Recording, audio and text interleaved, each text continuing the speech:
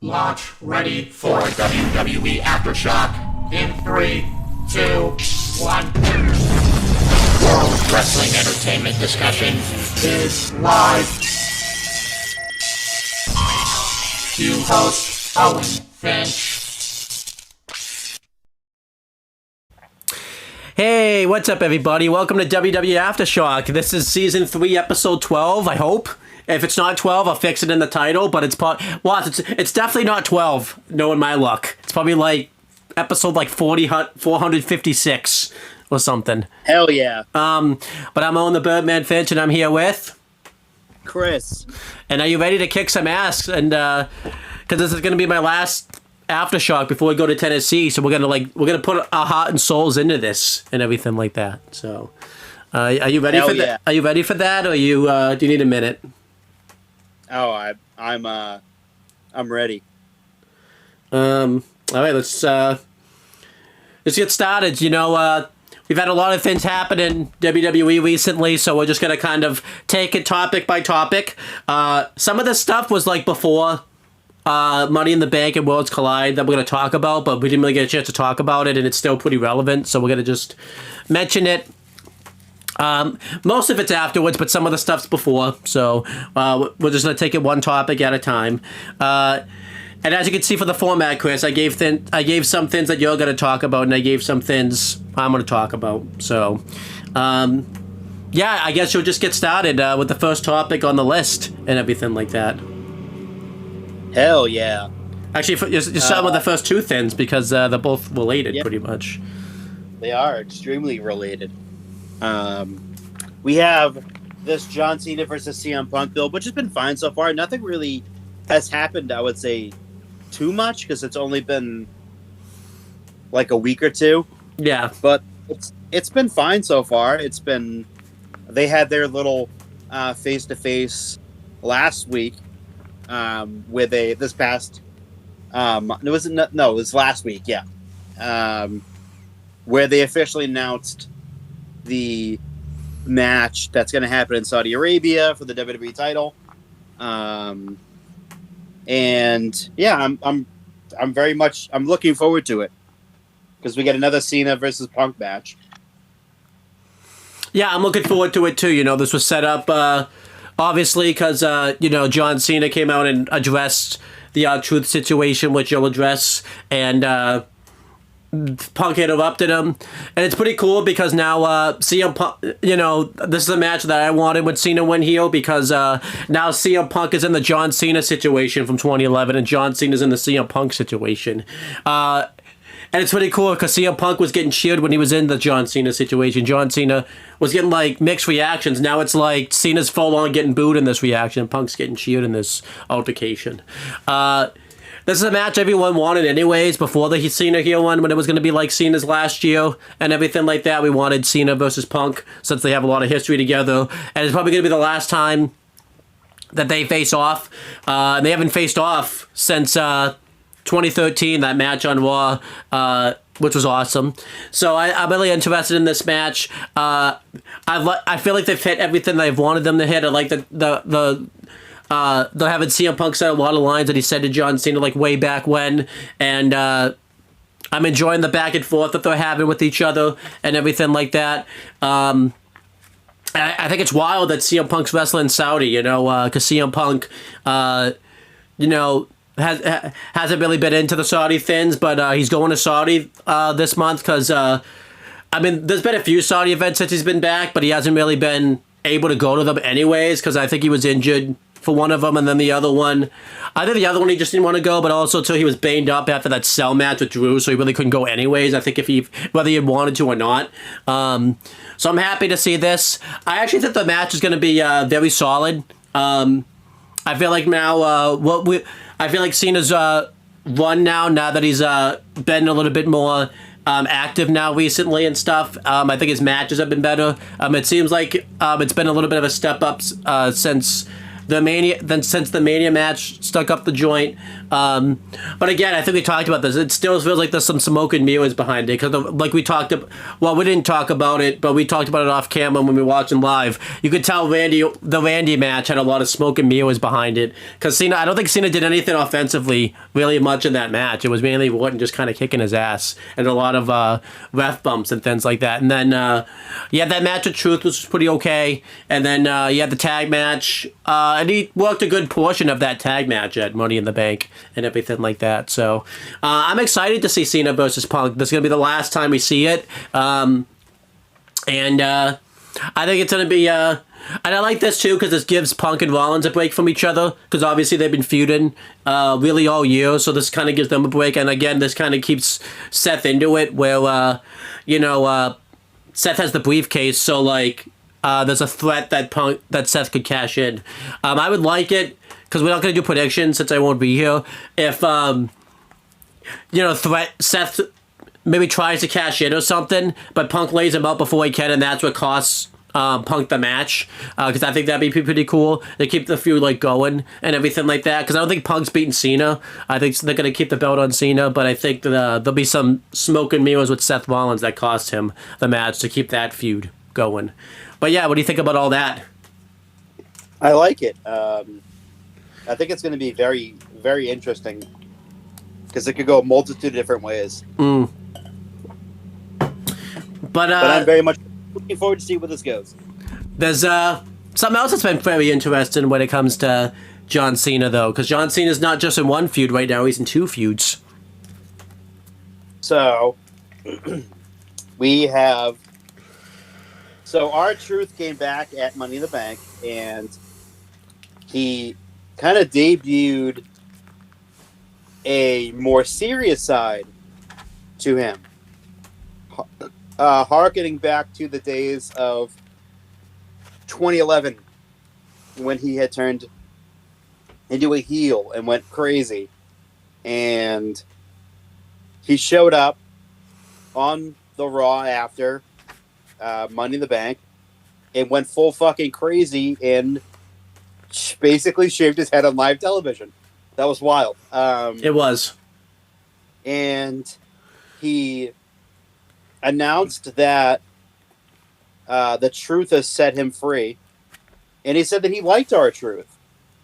He said that he thought that R-Truth was very funny, but R-Truth was not taken serious most of the time, and he basically said that he's Ron Killings, and that got a massive ovation from the crowd, and that basically leads into on Friday, this upcoming Friday for SmackDown, is John Cena versus R-Truth, Ron Killings, whatever. I heard they're still going to be calling him R-Truth, but this is a newer side to Truth, more harkening back to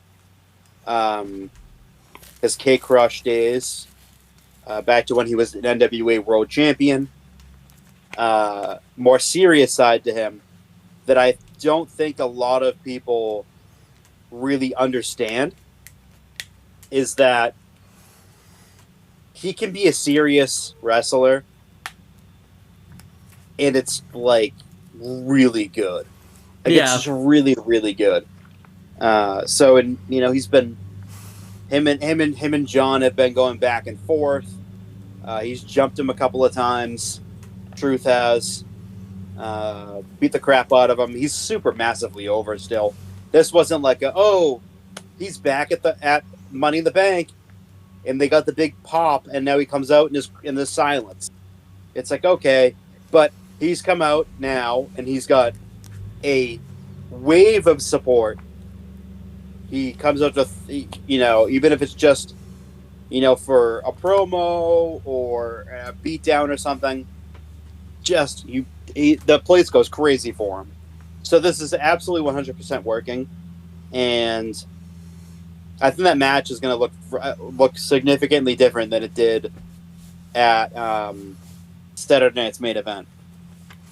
So I'm really looking forward to seeing where that feud goes, because I think that feud is going to continue past Night of Champions.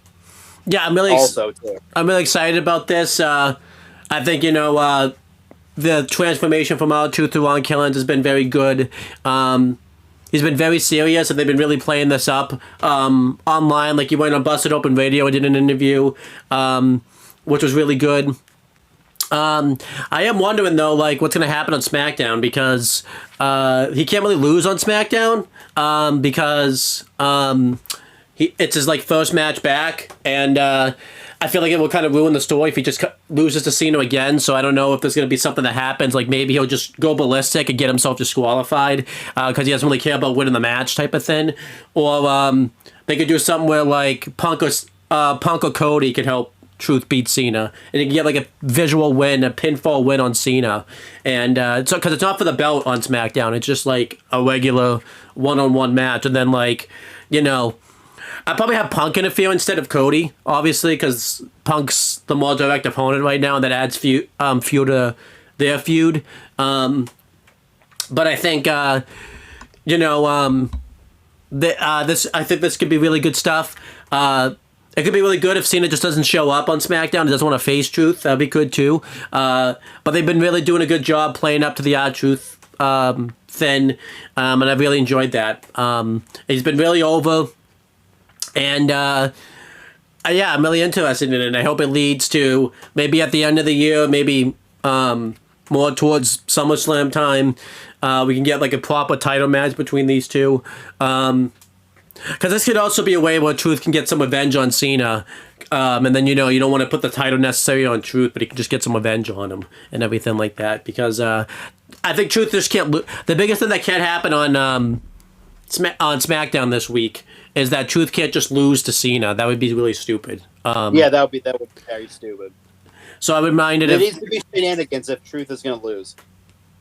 Yeah, or like shenanigans if Cena loses type of thing to keep the feud like going. Yeah.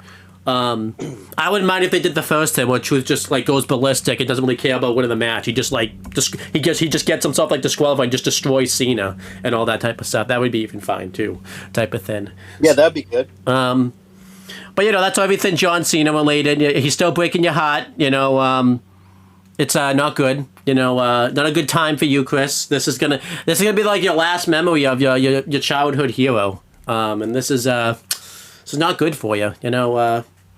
But it's a trying time in my life.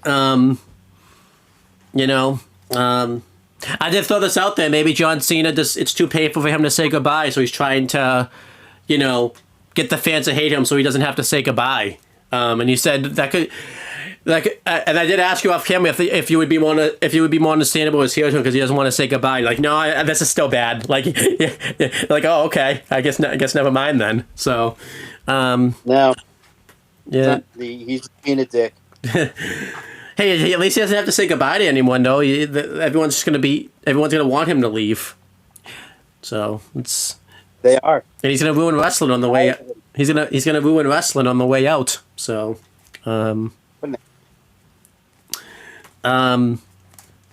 But we've had some other things go on involving world championships. The King and the Queen of the Ring tournaments are back. Kind of shocked they came back, because obviously this is another Night of Champions pay-per-view. I think we figured they weren't going to come back, but they're just doing them at Night of Champions versus having it be its own pay-per-view. Not completely uncommon. They've done the King of the Ring tournament at least before, and it's just been like a Raw or something, so they're continuing them. They have the same stipulations where, like, if you win, you face your brand's champion at SummerSlam. So if you win the match for Raw, or if a Raw guy wins, he faces Gunther. And then if a SmackDown guy wins, he faces, I guess, Cena. That's kind of weird, though, because Cena's not really like, he's not really a SmackDown affiliated, like, superstar. It's just the titles on SmackDown. That'd be kind of cool if a Raw guy wins, and they kind of point that out. Like, hey, Cena technically isn't on Raw. I could face Cena if I really wanted to, type of thing. But we've had the kickoff of the tournaments. We've had the first round matches. They just finished up on Monday. They did them with the fatal four-way matches versus just doing a full-on tournament. So there was 4 fatal four-way matches for each first round, both the King and the Queen of the Ring, and then the winners of that faced in the semifinals, and then obviously there'll be the finals at Night of Champions. The Queen of the Ring's been very good so far. The first 4 round matches, we had Roxanne Perez, Liv Morgan, Kairi Sane, and Rhea Ripley as a first round match. That was a very good match. They obviously kept playing into the Liv Morgan, Roxanne Perez storyline that's going to go abandoned for a reason I'll get to in a second. But they had Roxanne Perez advance. And then on the other long one was Stephanie Vaquer, Ivy Nile, Raquel Rodriguez, and the return of Asuka. Asuka's back now, and Asuka actually won. No issues with that. Stephanie Vaquer didn't take a pin or everything like that, which was good. And a big theme that happened in the 2 first round matches for Raw was Raquel Rodriguez and Rhea Ripley cost each other, so that protected them. Mainly Rhea Ripley in defeat. So I imagine there'll be a 1-on-1 match between them coming. Probably not Night of Champions. They'll probably do that on Raw within the next couple of weeks. And then the SmackDown Queen of the Ring first round matches. Jade Cargill beat Piper Niven, Meechin, and Nia Jax. They really put the rocket ship on Jade Cargill there. They kind of did this thing where they had Piper Niven and Nia Jax work together, and then eventually Jade Cargill had to overcome the odds. And then for the other first round match, it was Charlotte Flair, Alexa Bliss. It's supposed to be Chelsea Green, but she couldn't get in.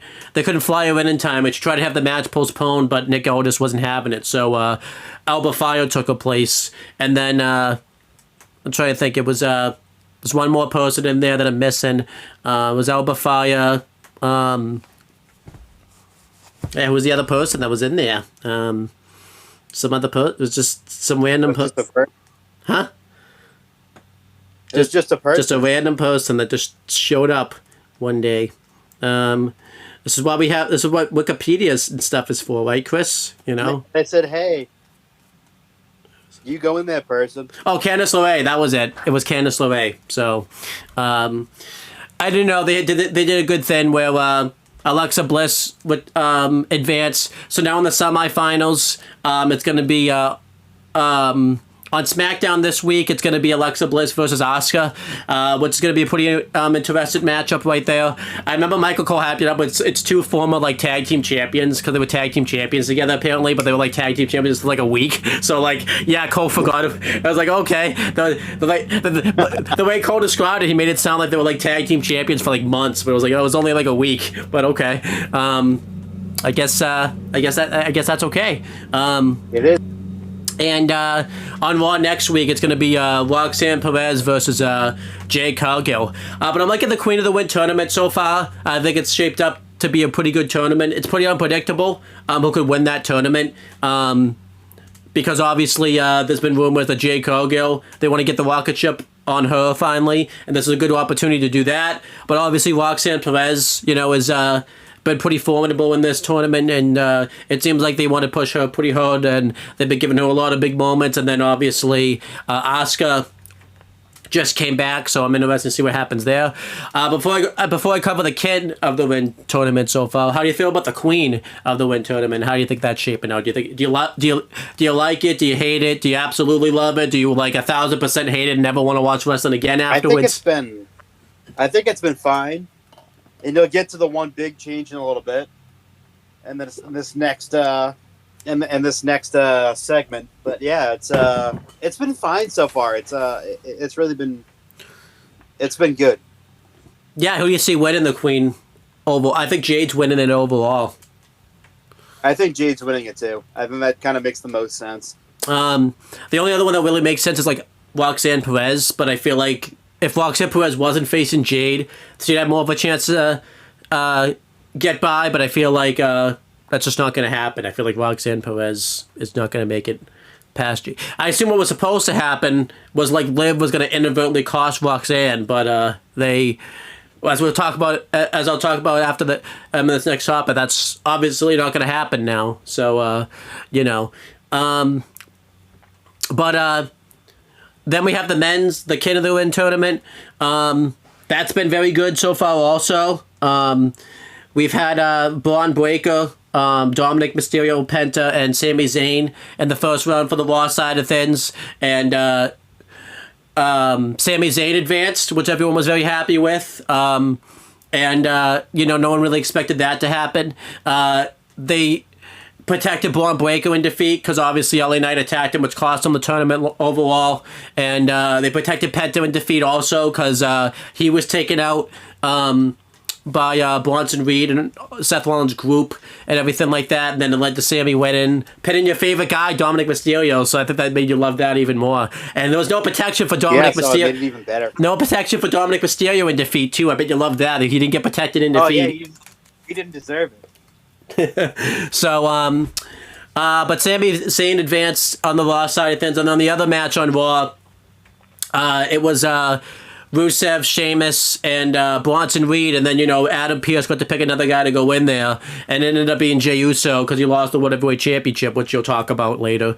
And, yeah, you know, Jey Uso advanced there, and then on SmackDown, the two King of the Ring tournament matches there were Randy Orton, Carmelo Hayes, Aleister Black, and LA Knight. And, you know, Seth Rollins' group got revenge on LA Knight and cost him the match there.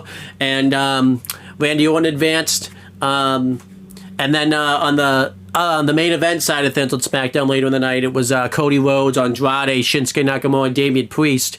And Cody Rhodes advanced, which I feel like the SmackDown side of things have been more predictable than the Raw side of things.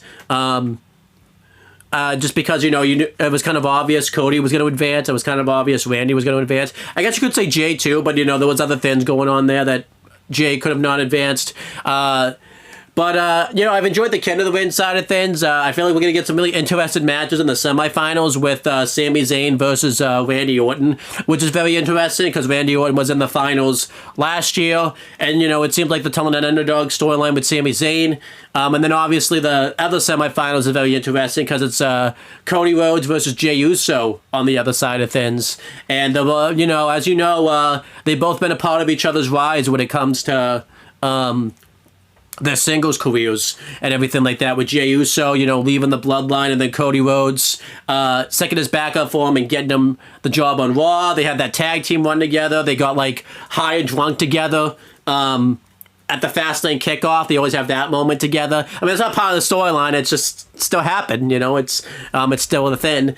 And then Jey kind of helped Cody win the finish the story at WrestleMania, and then they just teamed together pretty recently, so that'll be a pretty interesting matchup here. I think the King of the Ring tournament's probably been better because there's a lot of good storyline elements in there, and I think what I like about the Cody Jay match is, you know, you wouldn't really see that match done any other time, but because of the King of the Ring tournament, I feel like the circumstances kind of around that. Because this is AEW, this match would just happen because fuck it, it's just happening. But here, there's like King of the Ring tournament and like things going around there. But how do you feel about the King of the Ring tournament so far? Do you like it or do you absolutely hate it? No, I like it. It's going good so far. Yeah, I've liked it, and all the people and I like so. As I think we'll win that, I feel like Sammy is going to finally win the King of the Ring tournament. I feel like it works for him to win because it's finally time. It's a good underdog storyline for him. And, you know, Gunther just won the world title. I feel like they'll want to give a heel the chance to get for Sami Zayn to overcome. And you know, I feel like Sami Zayn will beat Randy. And then I'm not sure what's going to happen with Jay and Cody. Either Cody wins or Jay wins. I would like it if Jay won because Jay and Sami in the finals would be really good storytelling, and just it would kind of hurt though to kind of have to see them fight each other. But you know, it's just not. It's gonna hurt, I think, our souls if they have to fight each other. But I think it's just not. Just has to happen. Yeah. I feel like you want Cody to win, so you don't have to see them face each other. But even that hurts. How does it feel if you see Cody and Jay face each other? Does that hurt, or can you kind of deal with that? It hurts. And this isn't one of those AEW things where it hurts. You know, in AEW, people just face each other all the time and it never hurts. But this Cody J thing, them having to face each other, that just hurts. It's not fair. You know, so. It's tough. Who do you think's winning the King of the Ring tournament, or do you think is it too painful to talk about? It's just too painful. You want to try, or is it just too painful? It's there's so much pain. Well, can you deal with Cody and Sam? You have to face each other. Or is that too painful also? All of it's painful. The only one that's not painful is if like Randy advances. That kind of like that makes everything less painful because Randy, you know, is doesn't care about anybody. So it's but everything else is just too painful. You know. I do think Sammy's gonna win. Do you? Yeah, but if Sammy wins, he's gonna face Cody or Jay, and that's painful stuff right there. So it's like it's hard. You gotta put it all aside. are you even gonna watch it when that happens, or is it just too painful for you to look? I'm gonna watch it through my hands. What would be the most painful match that could happen in the King of the Ring tournament? Let's see. All of them. Even Randy versus Sammy's pretty painful. They don't even have a relationship with each other or nothing. How is that painful? It's very painful. It's kind of cool. Everyone in the men's the King of the Ring is they're all faces, so they're all like, you know, no heels. So it's all painful. Yeah. What if it was heels? Would that be painful? Would that be fine? Heel. It's okay. That'd be fine. But yeah, I've liked the King and Queen of the Ring tournament so far. Yeah, they've been fine. They've been good, you know, and I'm glad they're doing them again. I feel like, you know, it's good that they're doing them. I like that they have stakes, you know, because you know, when Vince brought this back, it was just you got the crown. So I like that there's like stakes other than just like getting the crown. You get like a title match at SummerSlam. You get a stake? Yeah, that'd be good too. Maybe they do get steak also out of it, type of. What happens if Sammy wins then? Because he's vegan. So does he get a vegan steak, or does he have to like have a real steak? Like, He has to have a real steak. What's he gonna do? Will he just throw it away? Like, he's gonna have to. He's gotta eat it. He's not gonna want to eat that though. Like,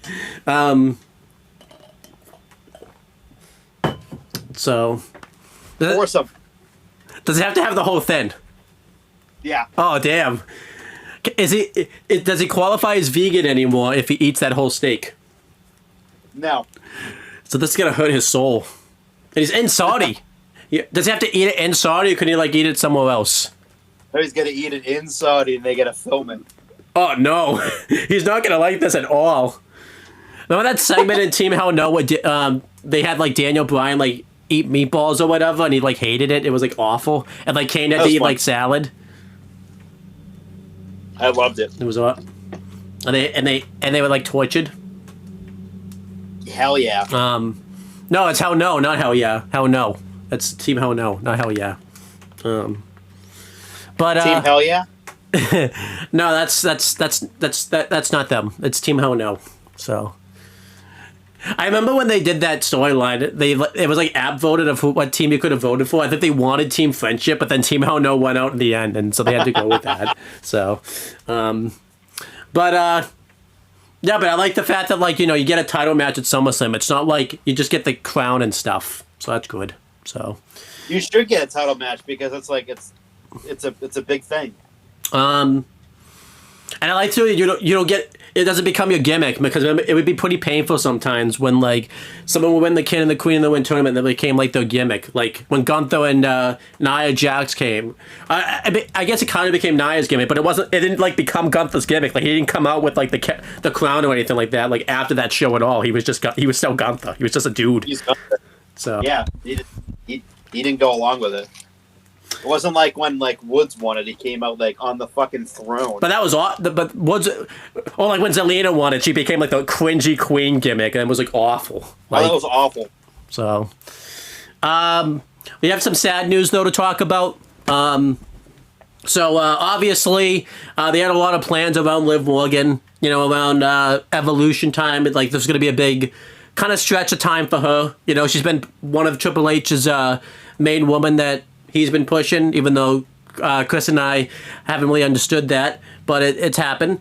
And, a lot of things were being set up for Liv Morgan these past couple of weeks. It seemed like, she was going to go into a feud with Nikki Bella, because she came back to Raw recently and Liv laid her out, and it seemed like something was going to be stirring there, where maybe a match at Evolution between either Liv Morgan and Nikki, or like maybe the Bellas versus Liv and Raquel for the tag belts.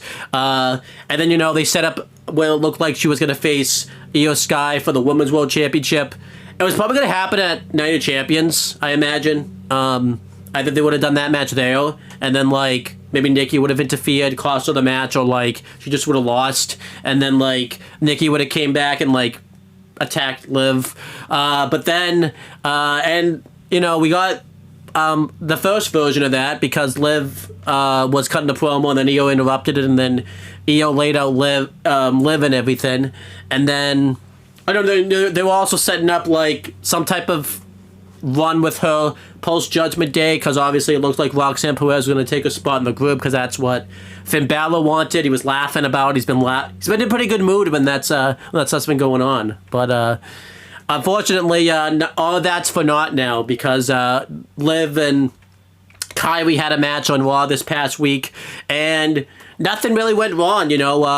They just did like a headlock takeover. Liv went down for it, tried to protect herself, and she ended up dislocating her shoulder, and we weren't really sure if it was kayfabe or not, because obviously she did the heel thing and, like, rolled out of the ring, but she stayed there for a good while. She stayed, like, towards the side of the barricade for a good while, and they just went to break, doing it, and when they came back, the match was over. Kyrie just won, and Liv was being helped to the back. We didn't hear anything more of Liv. The match ended early and everything like that. We found out today that Liv's going to be out with a dislocated shoulder for 3 months.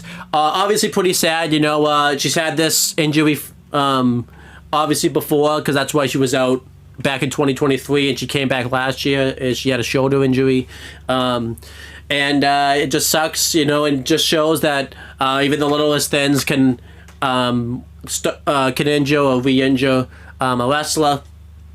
Obviously, it sucks because Liv was gonna, has been pushed very strongly, and now it's all taken away. They're gonna have to really change plans now when it comes to Evolution and with the tag belts and the Judgment Day stuff, because Liv has been a pretty big part of that. So it sucks to see somebody get injured. It just sucks. How do you feel about all of this? As most of you know, I don't like Liv Morgan at all. I feel like she's regressed on the microphone. She's regressed in the ring. But Liv Morgan, the person, Gianna, absolute sweetheart. Very, very nice human being.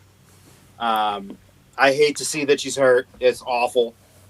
Someone slowed down the footage, and you could see her shoulder coming out of place and dislocating. It was disgusting. It was just like a hair whip takeover. She went down to go protect herself, and when she hit the fucking mat with her hands and her forearms and her elbows, like face bumping, something just dislocated in her arm, and her shoulder. I guess it was just the force of her protecting herself, which is it's just everything just kind of it just went, and it's just awful because she was supposed to, have this big run for the next couple of months with the Bellas and with Io. She's supposed to have, a big match at Evolution 2. At SummerSlam, she was supposed to have a big match also too. So that kind of it just sucks that we're most likely not going to see her back until September. So it's just this could not have come at a worse time for her. Same injury, might not be the same. It's the same injury, but I don't know if it's the same shoulder or not. But this is the second time in the past couple of years that she's had some shoulder issues. And it really just sucks. You really hate to see it. You don't wish injury upon anyone. It's awful. It's really just awful. It'll be interesting to see what she does when they come back, and it'll be interesting, obviously, in the meantime, what WWE is going to do to pivot, because obviously all the storylines on Raw at the moment, at least in the women's division, have been centered around her. But they have a lot of women they can fall back. And the men, too. She's been revolved around Dom and Yeah. a lot of the women's stories and a couple of the men's stories, too. So they have to now rewrite all of this in short order. Yeah. So it'll be nice to see what happens. Obviously, I'd be worried about Dom, because last time someone got injured, Dom cheated on him. So I feel like this is going to happen again. It's not good. How do you feel about that? Dom's probably going to cheat on someone else while they're injured. It's not nice. A dick. I mean, I know. Yeah, you're not. We also have to let the story play out. Maybe he won't. Maybe he'll be more of a gentleman this time. I don't know. There's more of a chances that Chad Gable's Al Grande Americano than that happening, but it's not very likely that that's going to happen. So we'll see. It'd be very likely because Chad Gable and El Grande Americano are one and the same. They're not. In lockstep. Chad Gable puts the mask on, he takes the mask off. He puts the mask on, wrestle, takes the mask off, and wrestles. You haven't seen him put the mask on, so I don't need to. There's nothing. All I need to know is, hey, Americano. And then when Adam Pearce went, hey, Americano, and Chad Gable turned around and responded. Instead of he didn't say, hey, Chad, he went, hey, Americano, and he turned around and he looked, because that is him. I feel like you're just reaching. That's nothing. Ooh, I'm right. Maybe he looked over thinking of Al Grande Americano. He's a pretty big fan of his. He wasn't in the room. Maybe he thought he was Chad Gable. Maybe he thought he was talking to Al Grande Americano. Maybe he thought he was coming in the room at that moment, so he wanted to see a big wrestler he's a fan of. Hey, Americano, and he looked. He did the spin, and he looked. and Adam Pearce laughed at him. I don't think there's anything to really go off there. That might just be a mistake. I am right. That might just be a mistake. That's all. Nothing to go off there. It's nothing to worry about, Chris. It's nothing to worry about. So that's fine. It's okay. It's not gonna. It's fine. It's okay that I'm right. That's just a coincidence. So nothing really to go off there. They haven't played up to that at all, so it's going to be fine. There is a coincidence. But yeah, let's move on to the next topic. You got the next topic, and it's about what. Because everyone's wondering, why was Jay in the King of the Ring tournament? What happened? I thought he was world champion. If you missed the last couple of weeks, what happened, Chris? So, in case if you're living under a rock, Gunther had won the World Heavyweight title back from Jey Uso last week, in a fairly good competitive match. And I will say, extremely predictable that Jey was going to lose, but it led to Gunther having really no challengers, because Jey went into the Money in the Bank, the King of the Ring tournament, to determine a new King of the Ring. And as he was talking this past week on Raw, we had a return that had been speculated for quite a while. Goldberg had made his long-awaited return for his retirement tour. I don't think it's going to be one match, to be completely honest with you. The more I think about it, it looks like it's going to be a retirement tour, the more I see it. But Goldberg came back this week on Raw, and the crowd went absolutely berserk.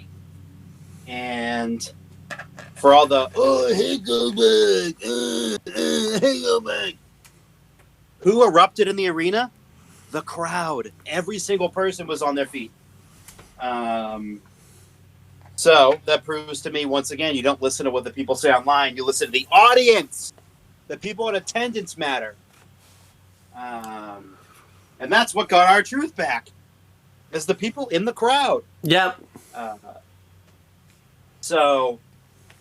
But Goldberg came back this week, and he basically just said, "You're next." And the place went crazy, as per usual, because Goldberg has a nice nostalgia act. I'm excited that he's back. Yeah, I'm looking forward to it. And people who are saying that, hey, you should be arrested if you're going to watch Saturday Night's Main Event over whatever the fuck it is that AEW is doing that day. I think it's All In, whatever. Arrest me then, because I should be arrested for wanting to see Goldberg. Yeah, going first, Gunther winning the World Heavyweight Championship. I was cool with that. I like that happened. You know, I feel like too there was only so much more Jay could have done with the belt. They probably could have kept the belt on Jay a little longer, but I think they're telling a nice story with Gunther where like he always loses, but I feel like what's good about him is he always like adapts his game, and I feel like a real story to tell is when you beat Gunther 2 times in a row, because it seems like I always like that in a wrestler where they've adapted their game and Gunther wins. And plus too, that was everyone was kind of talking about all these speculations that were going to happen last week, where like Seth was going to cash in. A lot of people were thinking this was going to happen. A lot of people were thinking that was going to happen. And weirdly enough, the most unpredictable that came out of it was Gunther just winning clean. Like that was kind of that was unpredictable in itself, and I thought that was kind of cool and everything like that type of thing, instead of all this other stuff happening and everything like that. Yeah, that was probably the most unpredictable thing to happen. Was just Gunther winning clean and everything like that. Winning clean and no cash in. And you know, I know a lot of people says it kind of limits the story that Seth can tell with the briefcase now and everything like that, but I feel like Gunther winning was absolutely fine. Goldberg being back, I'm happy about. You know, I'm happy we're doing this retirement tour. And obviously, you know, this is obviously a continuation because obviously they had that run-in at Bad Blood. Yeah, I think it's going to be a tour. You know, I feel like Goldberg's going to do some things and everything like that. I'm not really sure. There's lots of people he can wrestle, like a Gunther. I like to see him wrestle Braun Breaker, you know, because they both have that explosiveness and everything like that. That would be pretty cool. I'd like to see him wrestle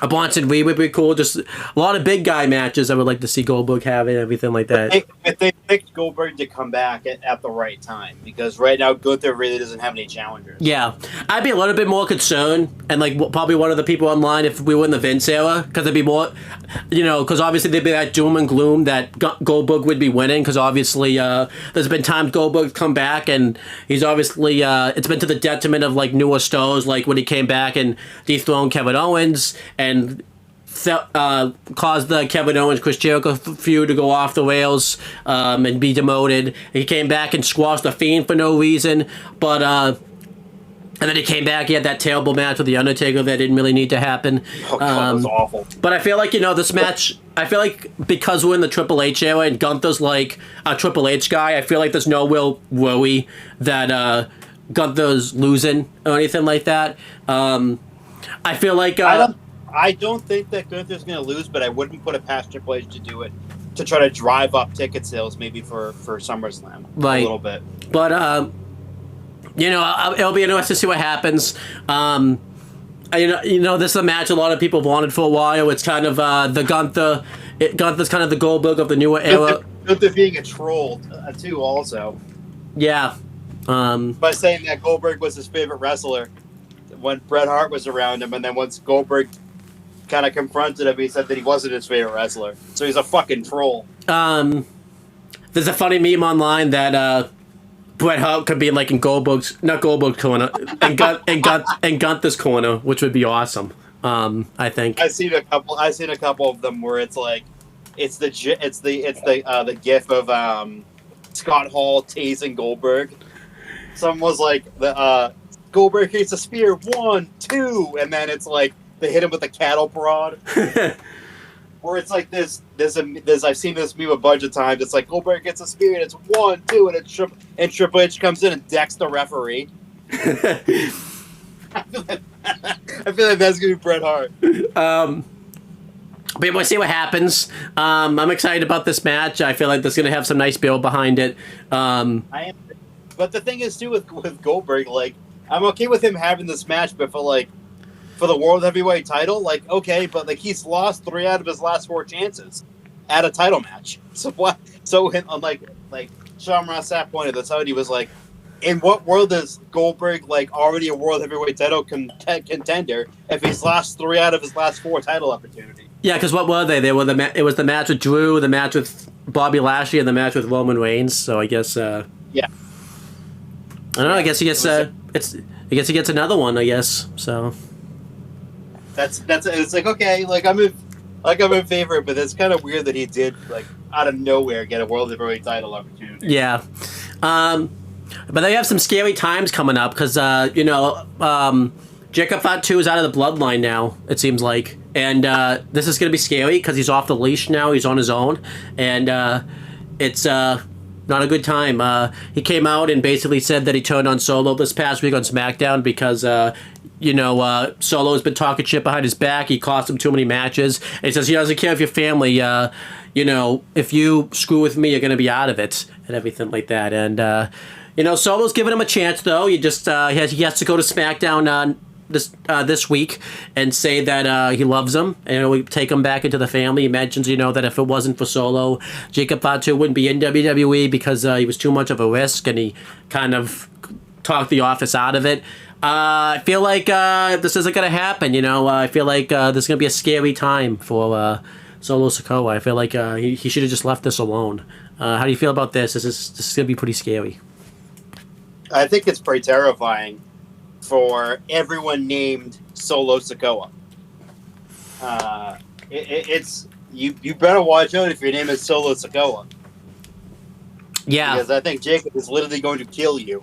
I'm interested to see. Fatu was doing well so far as a babyface. He's still the same. Nothing's really. They haven't changed his presentation at all. It's just that he talks more and he kind of. He plays to the crowd, but not as much as like as you would think a babyface like would. He's just a killer now type of thing. I imagine he's gonna get beaten down on SmackDown pretty badly, and I feel like Solo. I would think that Solo is gonna get a little bit of revenge. They still have to kind of go back to Jacob and Damian Priest because they were starting to set that up before all this happened. Maybe they're just not. It would be interesting. I'm pretty scared though. I'm pretty scared for Solo. I know you're not. You could care less about Solo, but it's still scary. Yeah. That cornball, that goofball, he's gonna get what's coming to him. He hasn't done anything. I mean, all he did was just talk shit about him. He kind of already did get what was coming to him. He got put through a ladder and everything like that. I don't know how much more he needs to get. Huh? But I do think Solo has a trick up his sleeve, though. And I do think it's, someone very humongous. Yeah. This is going to be a scary time for everybody. So. I think it's a very gigantic man. Yeah. Of 6'8" stature. Yep. He wrestled on Main Event this past week. Oh, he did? Yep. Hikuleo, baby. So you're watching new process. So what I'm hearing is you're watching Main Event. So what you're hearing is I saw a clip of Hikuleo debuting. Hey, that's enough Main Event. It actually is Hikuleo, by the way. We'll see what happens. I'm a clip man. Anytime I see something that happens, I share it with you. If it's a clip of Main Event, it's a clip of Main Event. It doesn't mean I watch the show. You will be wasting my time with that shit. I feel like slowly but surely you'll be watching an episode of Main Event. I won't be watching any episode slowly but surely. I mean, I didn't say it was. If it came down to AEW Dynamite or Main Event, I'm watching Main Event. Oh, okay. That's good. We have more of we have a returning wrestler who's been out of action since WrestleMania and everything like that. It was taken out, and this is you. She came back last week and everything. This is me? Yeah. This is me? I was taken out and I came back? No. You're talking about that. It's, you weren't taken out, I hope. It's Bailey. She was taken out with a fake injury that really didn't need to happen. It just didn't remotely make any sense. They could have set this up over a period of time with Becky coming back and then screwing Bailey and Lyra of the tag titles if they wanted to go that way. The next night on Raw, big return, boom. But no, like they completely just brought Becky back, just turned a heel the next night. It was the stupidest thing I've ever seen. Yeah, it's weird. It was just really, really dumb. And but Bailey had come back very recently from her fake injury that wasn't real at all. And she, blindsided Becky after she had won the Women's Intercontinental title on Raw because Lyra distracted her and Bailey ran and attacked her from the crowd. Now we're getting this match. I think this is at Night of Champions, I think. No, it's next week on Raw. Next week, that's right. They didn't, not Night of Champions. I thought it was, but it's not. That's right, too, yeah, because they just set it up on Raw this past week. It's Bailey versus Becky for the Women's Intercontinental Championship. And, yeah, I mean, it's nice to see Bailey back, even though she wasn't even fucking hurt in the first place. It tells you that they were just trying to set this thing up, which made no sense at all whatsoever. To just cost her a WrestleMania moment for what? Nothing. It's like another feud within the four horsewomen. Like, she's collecting the Infinity Stones here at this point. Because I don't think she's feuded with Becky yet. She's had a feud with Mercedes, did a feud with Charlotte. Now she's gonna have a feud with Becky. Yeah. I'm happy to see Bailey back. This feud between Becky and Bailey, I think is going to be very good. I can't wait for the match next week.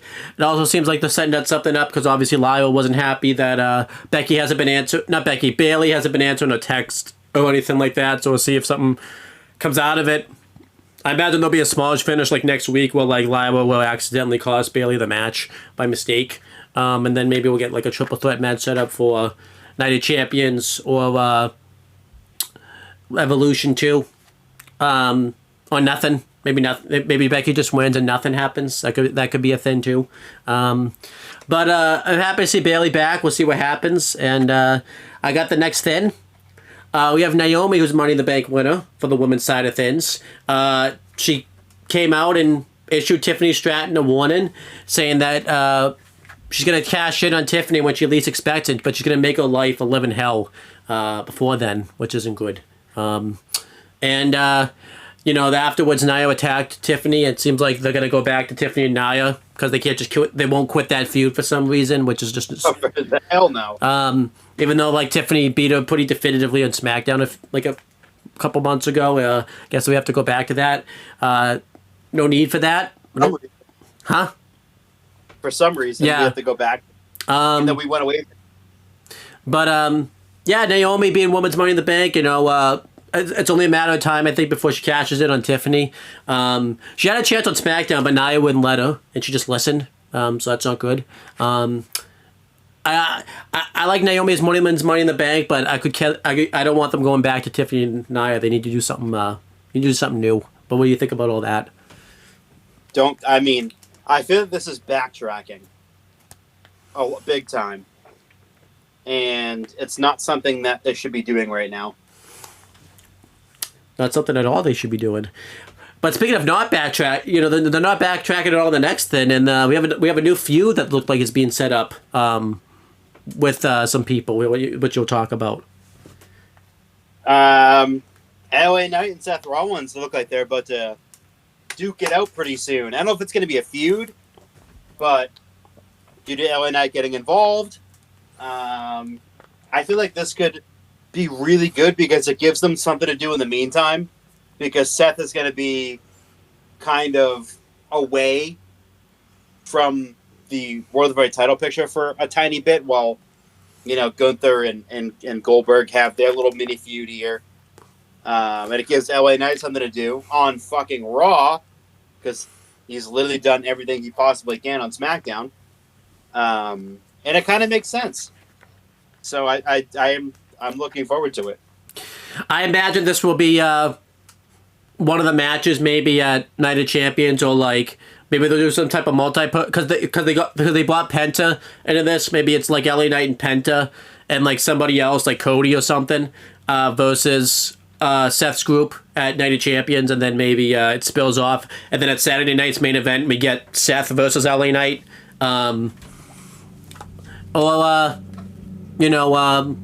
Maybe it's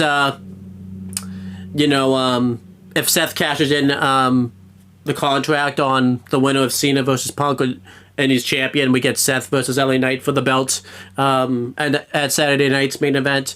Because I imagine this time around they're going to really load Saturday night's main event, since the next PLE after Night of Champions is Evolution 2, and that's going to be mainly that's going to be a women's show. I imagine a lot of the main men matches they want to do, they're going to load Saturday night's main event, like that episode with all those matches and everything like that.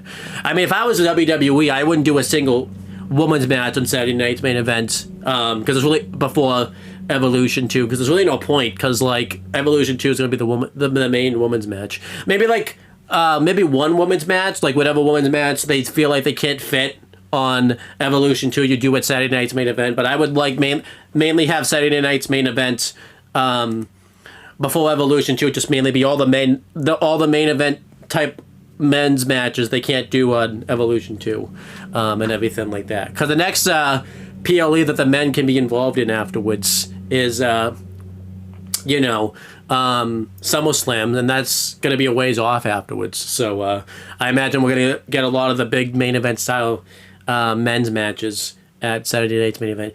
Do you think that's going to be the case, or do you think Saturday night's main event is just going to be filled with a lot of nothing? I don't think there's going to be any women's matches on the show, just because they're getting their own show. But I wouldn't be surprised if they sprinkled in a few here and there with women who aren't going to be on the card. But do you think mainly a lot of the main match? Do you think they're going to put a lot of the more stock and get a lot of big time like LA Knight, Seth Rollins type matches on that show? Before? Yeah. Oh yeah, that too. Also, yeah.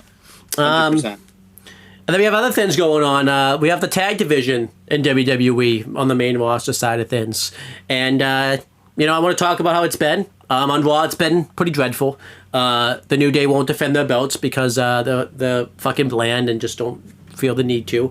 They say they've beaten every team when they haven't beaten like all these other teams and everything like that. They've beaten like one team since they won the belts, and they think that they don't have to defend their belts at all and everything like that. And that's pretty bad. They went on the show this.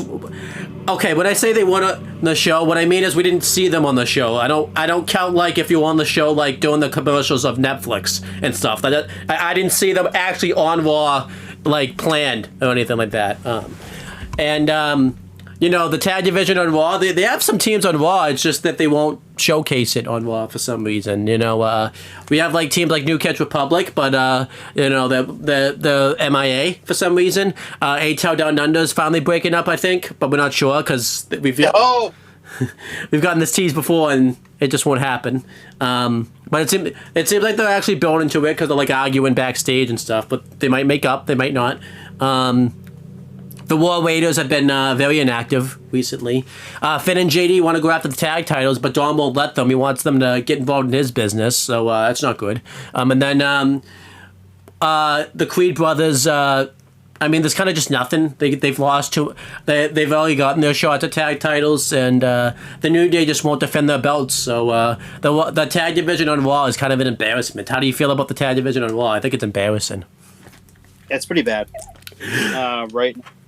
Pretty bad. Compared to SmackDown, then that's awesome. There's loads of teams on there. There's loads of feuds going on. The Wyatt Six are back, and they really added to that tag division. Everyone on SmackDown wants to take out the Wyatt Six at the moment. The Motor City Machine Guns tried, and they failed. And they didn't squash them or anything. It's just, they just failed. It's nothing to be ashamed of, though. But I really like what's going on in the SmackDown tag division. It's very loaded, and it's very good. And it really puts Raw's tag division to shame. And they need to just do whatever they're doing on SmackDown and just do it on Raw, because Raw's is embarrassing, and SmackDown's is red hot. So how do you feel about SmackDown's tag division? Raw's is bad. It needs to get better because it's just bad. In the bland day, are just blander than ever. They stripped away everything from them that made them good, and it's not working. It's not working at all. I'm surprised they stuck with it this long, because the one fucking and it's been since what, November? Mm-hmm. And the whole thing was, Big E was going to be involved because they turned on him. What did they? He hasn't even been mentioned. No, he hasn't. And it's like what are we doing here? Like, why? Like, what was the point of doing this turn if you weren't going to involve Big E? Yep. And now they are just the exact opposite of what they used to be, which was entertaining, charismatic, even as heels. Entertaining, charismatic, fun to watch. And now it's like they stripped away everything that made them what they are. And they've become so incredibly bland. They have no character. They have nothing. They're just angry men. That's it. They're just angry. And it's just like, okay, what else? Well, like, it just doesn't make any sense. And then, in contrast to that shitty tag team division, you have, on the opposite end, the SmackDown tag team division is the best it's been in years. It's loaded, it's stacked, it has tag teams galore that all work really well together, and it's a highlight every single week. Whether it's the Street Profits versus DIY, or whether it's the Street Profits versus versus Fraxium, or versus whoever the fuck else. Every week it's a showcase on the fucking show. And the tag team division on SmackDown is far superior by a goddamn mile. I don't want to hear any of these excuses, because SmackDown's 3 hours, so they have to. They could easily, if they really fucking wanted to, showcase the tag division on Raw. They just fucking don't. They just don't. So, I don't want to hear any of that. I let you talk about this. We have Dom's got his next challenger lined up for the men's Intercontinental Championship. You like to shit on Dom. I'll let you talk about it. Well, it's the phenomenal AJ Styles. He's been kind of a thorn in the side of the Judgment Day recently. This past week on Raw, he had a match against JD McDonough. He stole the Intercontinental title, the men's Intercontinental title. There you go. From Dom, and it was funny because later on in the show, they showed Nick Aldis, who was filling in for Adam Pearce. He had the IC title, the men's IC title in his hand, going to bring it back to Dom. I thought that was pretty funny, but yeah, like this has been going back a little ways right now, and it's gonna happen at Night of Champions. It's gonna be Dom versus AJ at Night of Champions. So I feel like this is gonna be a very, very good match. Well, you complimented Dom because you said it's gonna be a good match. So yeah, it is what it is. Yeah, actually gave him a compliment. You said it's gonna be a very good match, and just because of AJ though. Oh no, because of Dom. No, fuck him. Oh damn, you took the compliment away. So, yeah, I think that's it. Was only one sided compliment anyway. Yeah, but you made it seem like it was gonna be Dom. So yeah, see what I did there? I made it seem like it was, but it isn't. I've liked this feud so far. AJ and Dom for the men's IC title. I know Chris is going to be voting for AJ Styles to get the belt because he wants Dom to lose that title and everything like that. Just anyone but Dom as IC champion, I think. And then AJ's just been good as IC. AJ's been good recently. He's looked on fire. And everything like that, and I think he's been putting on some really good performances in the ring this year. I think he's been awesome. Do you think he's been awesome, or do you think he's been awful? I think Don's been pretty shit. What about AJ? He's been great. He's been awesome. I can't wait to kick Dom's ass. We'll see. Only time will tell. Dom might get out of this somehow. He might. I mean, he either might weasel his way to a win, or he might just win. Don't forget he had a clean win. Or he could lose in a squash. He could, or Dom could win in a squash. You never thought about that? Nope, that's never gonna happen. But then we have meanwhile on the SmackDown side of things, Julia is going after the Women's United States Championship. She's been targeting Zelina Vega recently. She attacked her on SmackDown before Money in the Bank, and Zelina wants something done about that. Pretty good spot for Julia to be in right now. Right now it seems like the main event title picture it's pretty full because they just won't quit that Nia feud for some reason. So I think the Women's U.S. title, having to compete for that, will be very good for her. I kind of hope she wins it. They can really showcase that championship because I think Julia will be a great Women's United States champion. How do you feel about Julia being the next contender for the Women's U.S. Championship? Do you absolutely hate this and wanted to do something else? I love it. I love that she's getting showcased. I'm really excited for it. I think her heel work's been much better recently too because she's away from Roxanne Perez, whatever that was going on there. We still never got an explanation of why she turned heel for some reason, but she's been a good heel so far. Do you like her heel work or do you not like it? It was very random because she was a heel to begin with. But I don't mind it. Before we move on to NXT stuff, anything else main roster related you want to talk about before we move on, or we cover everything main roster related? No, I think we covered it. Because you got the first big NXT thing that it's been happening. Yeah. Blake Monroe, the former Mariah May, signed on over with WWE and made her explosive WWE debut. She's still the Glamour. She has just a different name. It's a combination of Marilyn Monroe and her niece Blake, so it's a tribute to her, to her niece too as well, which is awesome. But yeah, she's had a couple of vignettes, which put it's driven the boys up a tizzy, to say the least. She did the she did the bathroom thing last week too in the tub. Yeah, this is good. This is good shit. But yeah, it's been good so far. But this past week, I could have done without the fucking 3-on-1 beatdown from the most irrelevant and worst stable in NXT. That's more of a 2-on-1 beatdown. Jasmine didn't do anything in that beatdown. I don't know what you're talking about. She's irrelevant. She's just nothing. But she's literally just brings nothing to the group. She's a net negative. I don't even know. I don't think she's taken I think she's taken like 5 bumps since she's been in that group. Maybe, if that. Do you remember we watched? You hosted the first like NXT on the CW, and like I think it was like a tag match. It was like Fallon and JC versus Jada Polka and like Lola Vice, and Jasmine Nix took like little to no bumps doing that whole thing type of thing, like nothing. No, she's a no can do, brother. She's fucking useless in this group. The whole group itself is pretty useless, actually.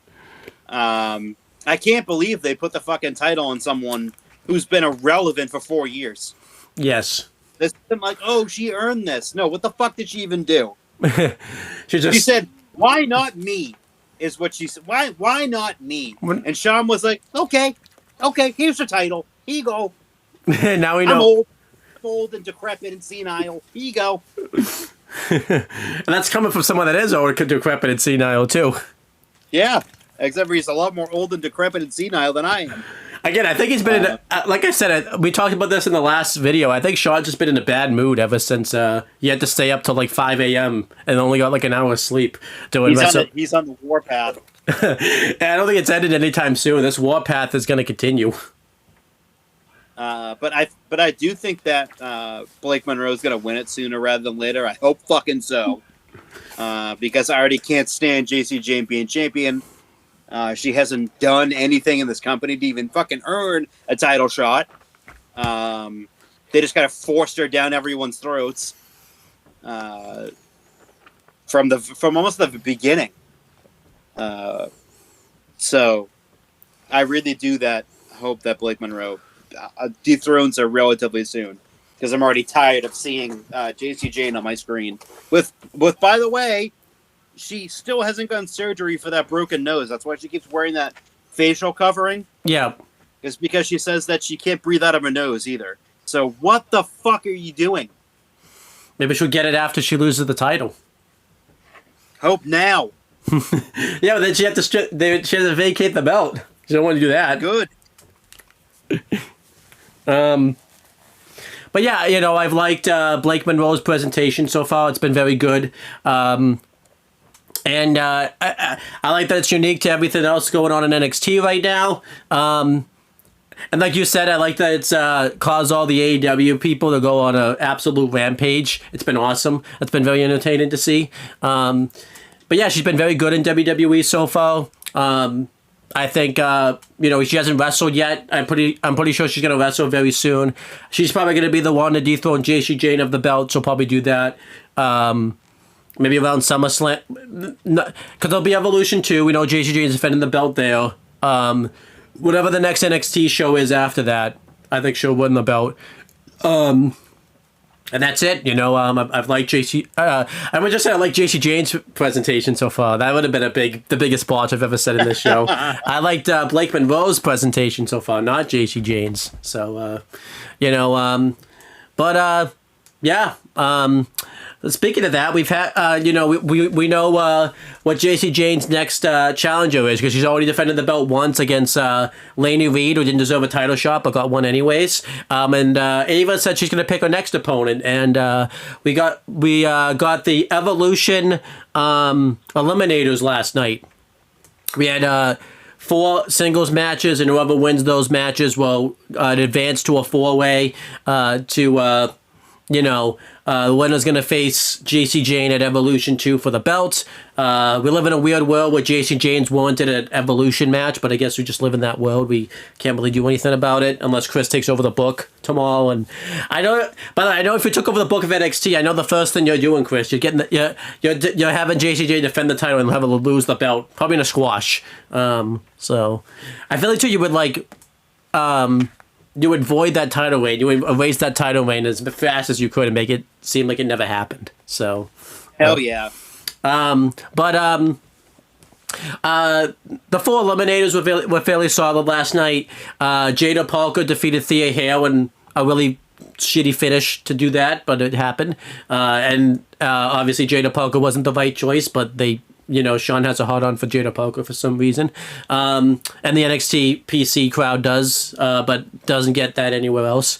And then Lash Legend beat Kalani Jordan. I thought that was a really good, surprising finish, and I like that Lash Legend went over because I think she's got a lot of potential. For some reason, Izzy Dane beat, Zarya.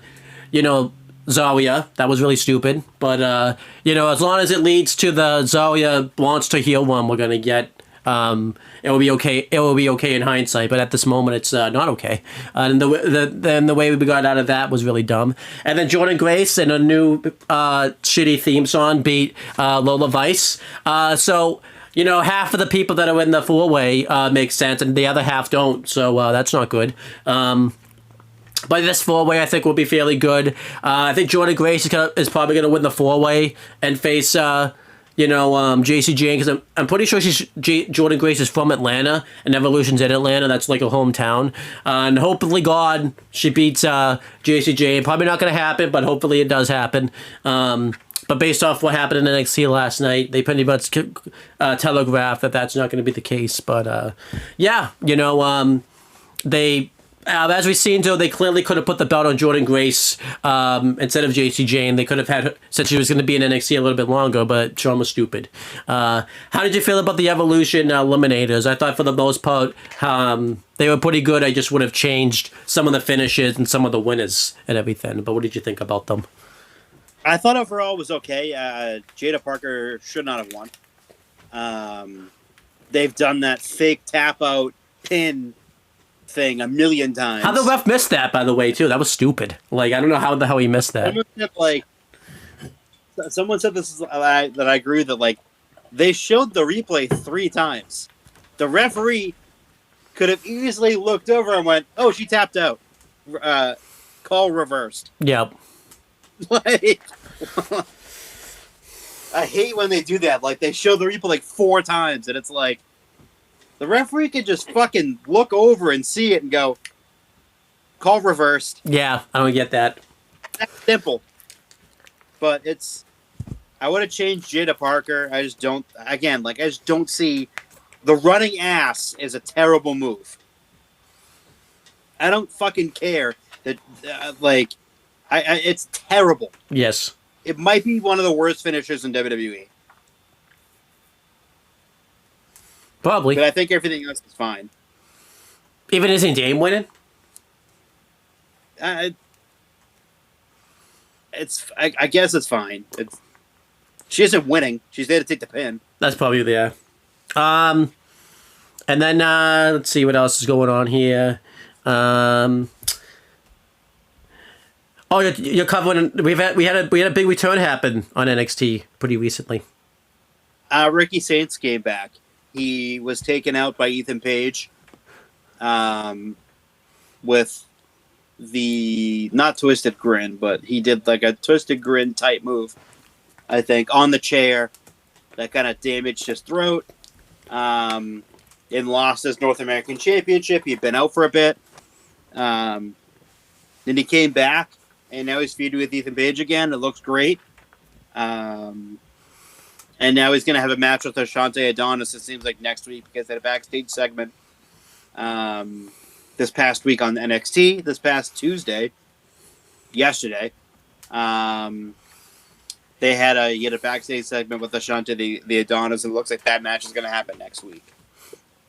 Yeah, I'm cool with this. Ricky Saints being back is good. I like that he's still selling the throat injury because he hasn't really spoken that much. Obviously the first when he came back the first week he couldn't talk, and then this week when he talked he was very raspy and everything like that. So good, he's still selling the throat injury and everything like that. Obviously, I like the fact that they're going to finish out this feud between him and Ethan, because obviously they got to finish that out. I imagine at the Great American Bash, they're going to have some type of stipulation match. I don't know what type of stipulation match they could have. Like maybe, I would hope like a last man standing or like a street fight, falls count anywhere type of stipulation. And maybe that's when Ricky Saints gets called up, because I feel like because he's going to the main roster soon, I feel like he's going to lose this feud and then go to the main roster and just do his thing there. But, I really enjoyed this feud. I think it's been a really good feud. It's really made the men's North American title very prestigious and everything like that. Ethan's done well as champion so far. This gives Ethan something to do in NXT. So I like this so far. And, the fact that he's going to face Ashante the Adonis is good. That's someone he can just throw around and everything like that. And Ashante the Adonis deserves this because, he's just weird. And he just thinks he's better than everyone. And Ricky Saints has to teach him a lesson. Do you agree with that about Ashante the Adonis? Or do you think I'm being too harsh on him?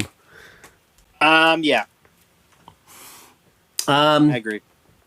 But, yeah, let's continue. Let's talk about Oprah just had a title defense recently. He faced Jasper Troy. Jasper Troy was on LFG. He won season 1 of LFG. And you would think because obviously with Tyra Bay Steele, she won season 1 also, and they've been kind of doing small by her by slowly showcasing her and everything like that. She's wrestled a few times. Sean was like, let's just throw Jasper Troy into the fire and just have him immediately get a title shot for no reason. It seemed fine because that was someone that like could have faced Oba. He was like a threat to Oba, but I feel like Sean even kind of realized he kind of made a mistake throwing Jasper Troy into the fire right away because he had the title shot last week. He took out Oba in the parking lot and everything. And the match was relatively fine in NXT. You could definitely tell that it was more to hide Jasper Troy's weaknesses because Oba really didn't do much of his offense on him because he had to sell those injuries. The commentators kept trying to hype up, saying that like Jasper Troy's taking it to Oba Femi and shows he's a formidable threat. When it's like, well, that's not the case. You had to take him out in the parking lot, and like Oba was coming in hurt. So I don't know how much of a threat you are if you have to take out the guy before his title match and everything. And then, like, they kept trying to say that, like, Oba couldn't get any offense in when he got, like, several offense moves in before that. And then you could just tell that this was too early for Jasper Troy. He looked very gassed throughout much of the match. And he forgot to kick out of his finish the first time. And the match just didn't come off very well. You could definitely tell Oba had to carry this match. Obviously, too, it's really, Oba couldn't really do much of his offense to him because he's the same size and everything like that. Like, Oba kind of works better with, like, a guy like Wesley or a guy like Miles Bourne and everything like that. A guy who can kind of, like, really showcase his power, and he couldn't really do that with Jasper Troy. And it was also just very predictable that this was just to kind of give Oba something to do in between title defenses because he just won and nothing happened afterwards. And we don't really know who's going to face next for the belt. So I feel like Jasper Troy, they threw him to the fire like way too soon. He was not ready to be in a title match of this magnitude and everything like that. Overall, what did you think of Jasper Troy getting a title match this fast, like right after he wins LFG season 1 and everything? I felt like it was way, way, way too fucking soon. Way too fucking soon. He's not remotely ready, and again it just showed. Yes, it did. Yes, it showed. But speaking of someone that has a world championship that's taking it away from another brand, why don't you talk about Trick Williams is doing as TNA world champion right now? He's doing pretty well. He's been a dick. He's been holding the TNA title hostage for the past few weeks. Tom Hannafin was very upset with him not showing up after he won the title. He's been very cocky about it, but he's been facing the likes of Mike Santana, Elijah. It's really interesting. I'm really into it. Yeah, I'm pretty interested in Trick Williams as TNA World Champion. This is exactly what AEW should have done when Kenny Omega won the belt. I like the fact that he's like showing up on the show with the belt. He's defending the title on NXT, not just on Impact. He's really showcasing it, being a huge dick about it and everything like that. Meanwhile, Joe Hendry, poor Joe Hendry is going to go soul searching. It seems like he's kind of struggling ever since he lost the belt. He kind of just lost to Frankie Kazarian at Against All Odds recently, so poor guy. Hopefully he can find himself again and, come back and get himself back into the mix. But Trick Williams just he needs to kind of cool down a little bit. He's getting a little bit too cocky. He's making friends with the wrong people like First Class and everything like that. First Class needs to kind of like realize that like this guy's holding their brand hostage, but they just won't.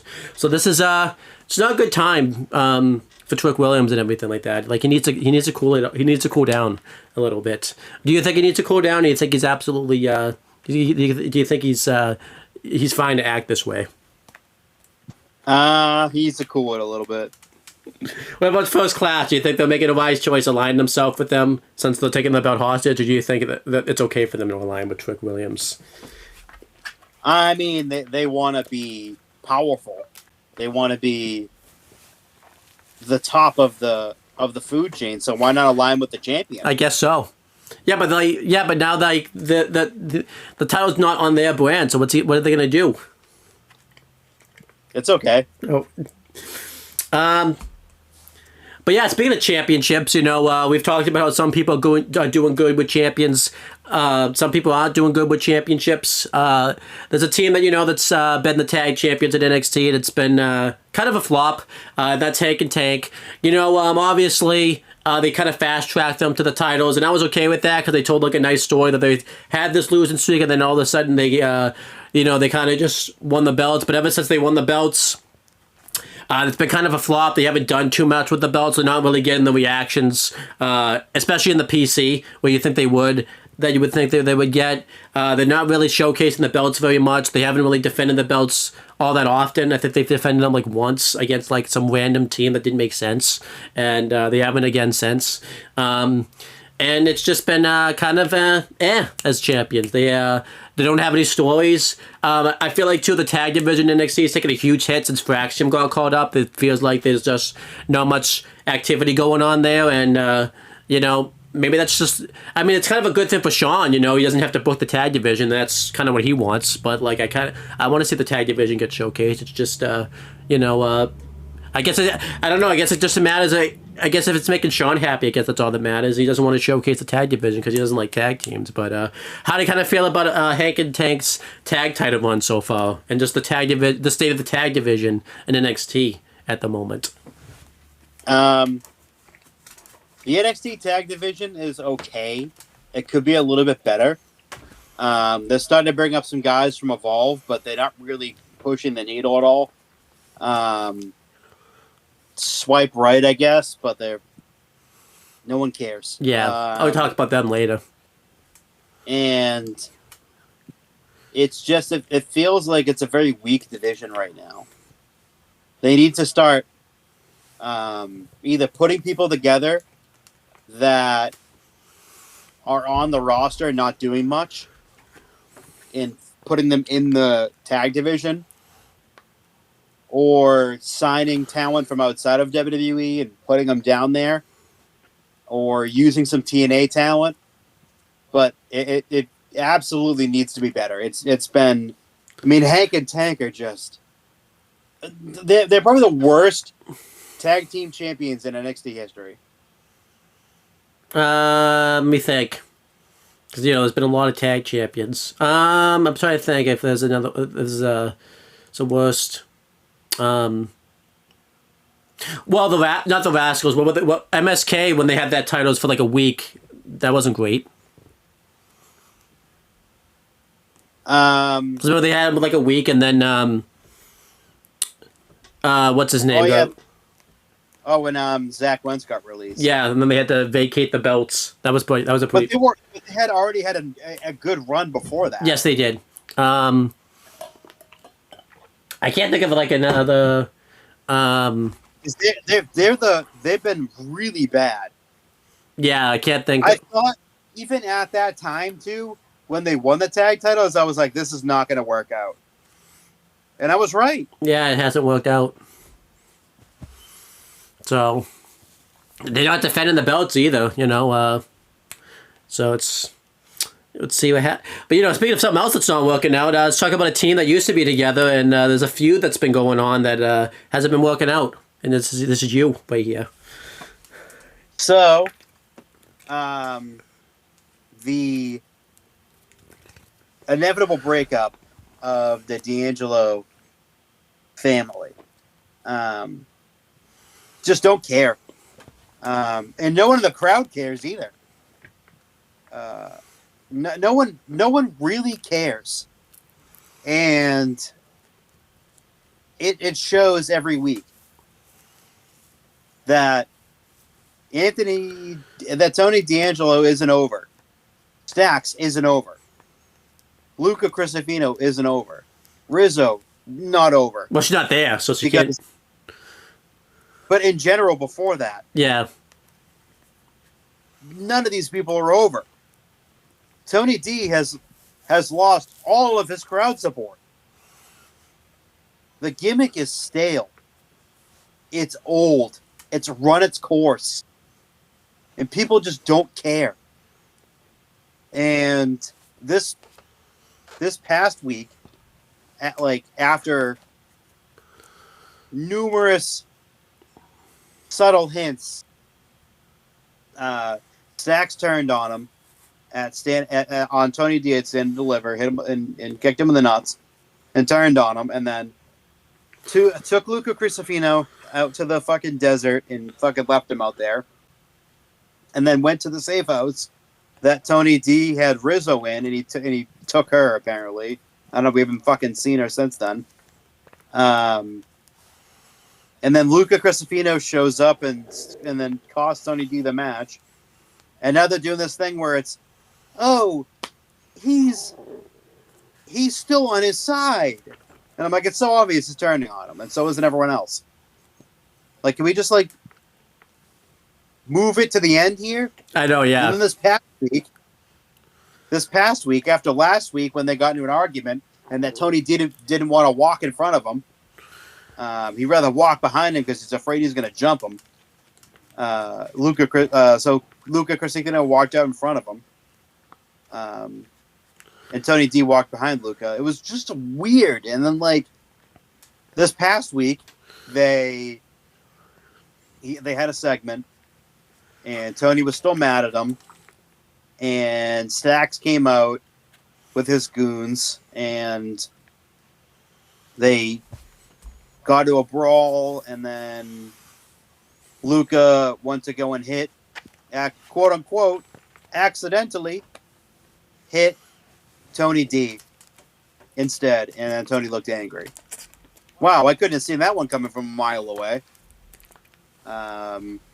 This whole feud has just been so insanely predictable from the fucking get-go. It's so, like, obvious that Rizzo and Luca Crisafino are going to side with Stacks, and they're going to do their own version of the family. It's like, when it comes to this feud, Sean doesn't have an original bone in his body. None at all. He doesn't have one. It's so completely predictable and so completely obvious where this is going. And I predicted this weeks ago, before any of this shit was going down. I was like, Rizzo and Luca are gonna join Stacks. And I'm like, it's so blatantly obvious. They're almost hitting you in the face with it. Like, oh, look at this. He accidentally hit him, and Rizzo's nowhere to be found. Look at that. And then it's like, oh. In a few weeks, it's gonna be like, oh, look at this. What a fucking surprise. They both turned on him. Yeah. What a surprise. It's terrible. And they're gonna overreact to commentary, being like, this came out of nowhere. Like, no, it's not. It's completely obvious. They're hitting you right in the face with it. This whole feud sucks. It's terrible. It's going to get even worse. It is going to get significantly worse. Yeah, this is just awful. Like, it's taking up NXT time. Nobody cares about this. This got, like, a showcase match for some reason at, like, Battleground for some reason. I don't know why. It just did. And this...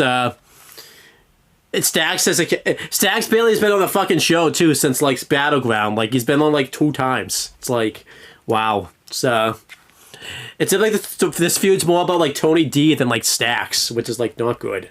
Like, yeah, it's just terrible. And I don't think it's gonna get any better. Speaking of things that are good though, Miles Bourne on his way out of No Quarter Catch Crew. Which I don't think is good for you because now he likes quarters because he's out of No Quarter Catch Crew, so that's not good for you. Because I think you would rather have him be in No Quarter Catch Crew than he wouldn't like quarters, but now he likes them because he's out of No Quarter Catch Crew. But there's no quarters. Are you joining that group? I feel like you already are in that group. I feel like you're leading that group. And trying to get rid of all the.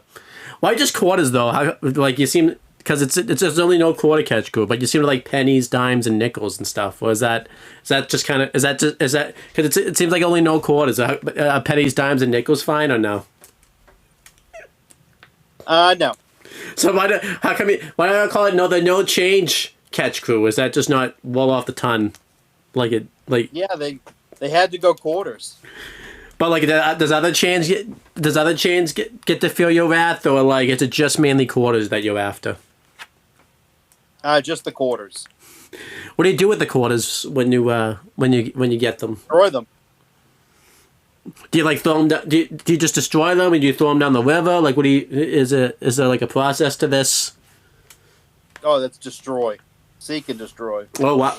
Wasn't that a fact? Wasn't that a tag team at one point? Seek and Destroy. Wasn't that a tag team somewhere? That was Sting's theme song in WCW for a little bit. Oh damn! So I took away his crew. But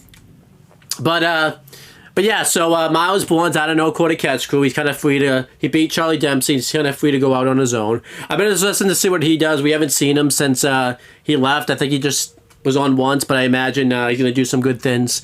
Pretty soon, and then but now the Tavion Heights wants out, but Charlie Dempsey won't let him. So on NXT next week, he's gonna face Javon Evans, and if he can beat Javon, he's out of no quarter catch crew. We kind of put Javon in the middle, but it's not really fair to Javon. But I think he asked for it, but this isn't fair. How do you feel about Miles Bourne being out of no quarter catch crew? Are you cool with it, or do you think he should have stayed in there?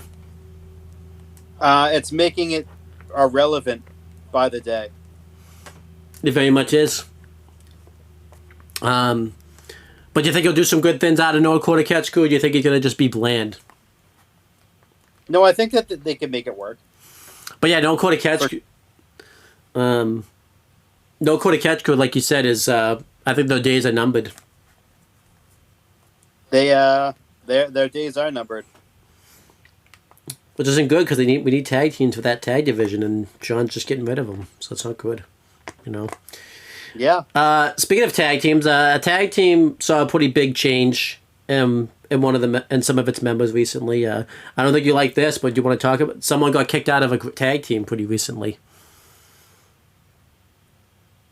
They kicked out Brooks Jensen, which is good. Get him out of that group, but they didn't follow up on it this week.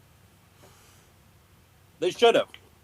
I would have preferred something slightly different to get him out of the group to make it interesting.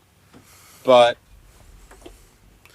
that's just me fantasy booking. It would have made a whole hell of a lot more sense if they went and did something out of the box and they had like Bull Buchanan show up or something.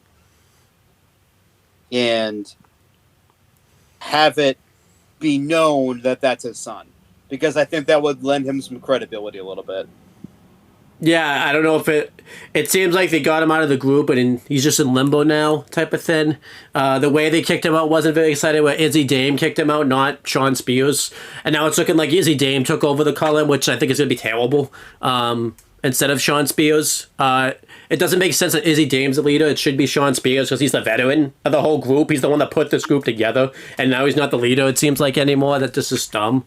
And, then what's the other guy's name? The big guy that's in the game that has, like, no talent. What's his name? I forget his name, but he's got, like, no talent at all.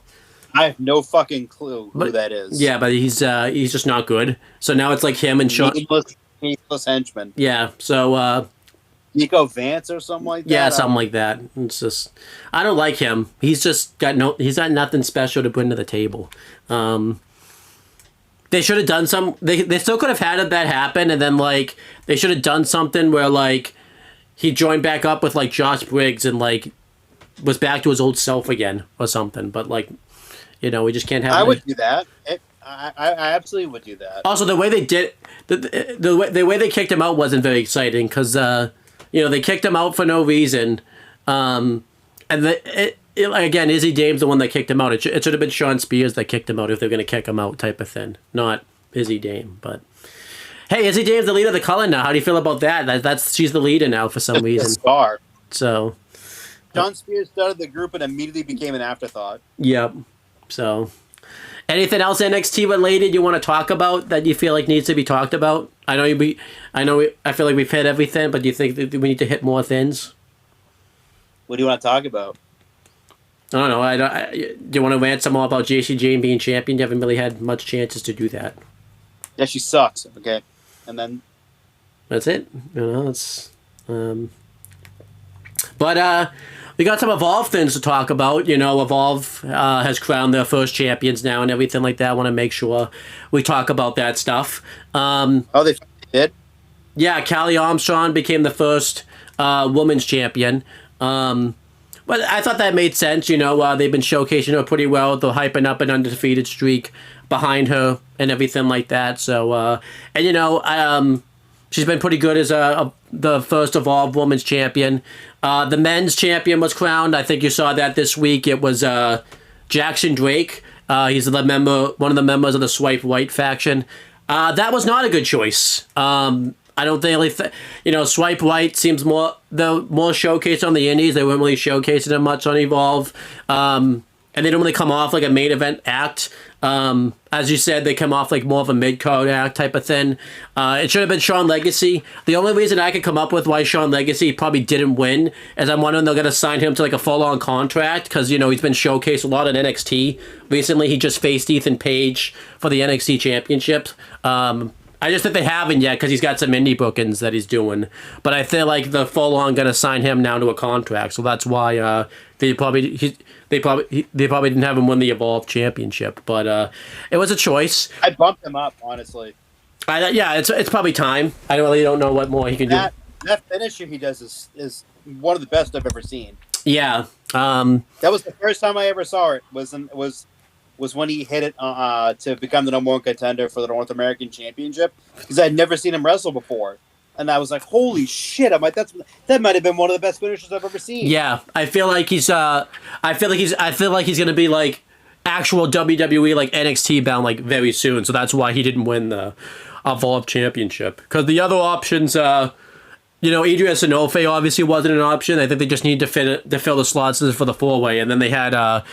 Canoe Kava was a decent option, but they also the reason I think they gave it to Jackson Drake was because Javon Evans like presented the championship, and him and Jackson Drake I guess like did a lot in the indies together, so like they wanted them to have that moment. But Swipe White as a faction, has been kind of hit or miss, mainly a miss because it just feels like a bunch of mid-carders just kind of together, because it's like them. Zeta Steele's in that faction for some reason. I'm not really sure why, but she is. And there's some other guy in the faction. I forget his name, but he like doesn't. If you've seen a picture of him, you would be like, "Wait, he does not fit in this faction." And it's really weird because like he's with them on Evolve, but he's not with them in the Indies, and he's not with them when they've shown up on NXT. But I do like that faction's been a. It seems like they've been kind of like lackeys for Ethan Page as of recently. I imagine like when Ricky Saints has to go through and like get to Ethan, he's gonna have to beat like them like in some type of match or something because they've been kind of interacting with Ethan Page a lot and stuff recently. But we have the first two Evolve champions. Callie Armstrong I'm okay with. Jackson Drake not so much. But again, if Sean Legacy stays in Evolve, I'm going to question why he didn't win the first Evolve Championship, but if he goes to NXT, then I'll understand it more so. But yeah, how do you... obviously, you can't really comment on the Callie Armstrong thing, but how do you feel... You've seen Swipe Right now a few times. How do you feel about that fashion? Do you like it or do you not like it? Terrible. So there you go. They're horrible. But other things going on with Evolve, it seems like they're going to get into a few with Lince Dorado because they cost him a chance to advance in the tournament. So that seems like that's going to be his first feud. He hyped up saying that he's going to bring back some friends. Maybe I'm hoping they brings back Lucha House Party because that'd be pretty awesome. But it's probably not going to happen. Other things going on is Kylie Ray and Wendy Chu are continuing their feud because Wendy Chu beat her up backstage pretty recently. They brought in some of the LFG talent. They brought in Troy Yearwood. His name's like... they changed his name pretty recently. I forget what it is now, but he got a win. I saw it, but I forget what it is now. And then they brought in... Lamar Hampton. Yeah, they brought in Lee Lowell, who's Jin Lee now. So that's... Troy Yearwood looked good. He doesn't have much personality. He needs to get some personality a little bit, but he's still new to the business. So and Jin Lee looked pretty solid in her matches. They've been hyping up. Someone's been taking out the woman of Evolve, but we don't know who it is. So it'll be interesting. Poor Wesley. That's what he does now. He just appears on Evolve. Poor guy. Just, remember this was one of, like, the main dudes in NXT, like, taking the world by storm, and now he's, like, he's really fallen off. He's become, like, very irrelevant and stuff recently. Pretty disappointed what's happened to Wesley.